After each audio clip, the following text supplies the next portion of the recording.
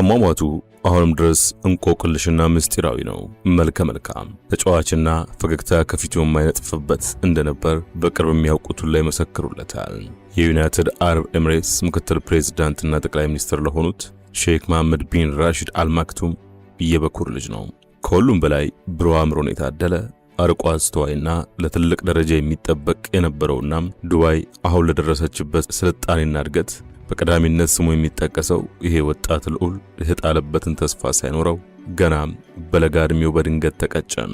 ልዑሉ ከመሞቱ አስቀድሞ አባቱ ሼክ መሐመድ የምክትል ገዥነቱን ቦታ ታናሽ ወንድሙ ለልዑል ሐምዳን መስጠታቸው እንደ አገሪቷ ወግና ልማድ ታላቅ እያለ ታናሽ የክብር እንደማይሰጠው ስለሚታወቅ የዛሬው ባለታሪካችን ልዑል ድንገተኛ ህልፈት ከዚህና ከሌሎች ጉዳዮች ጋር ተያይዞ አሁንም ድረስ ለእንቆቅልሽና ለሴራ ትንተና የተጋለጠ ሆኗል። Sheikh Rashid bin Mohammed Al Maktoum was a handsome playboy with a bright future. But at just 33 years old, he died suddenly from what was officially called a heart attack. Many people, however, don't believe this explanation.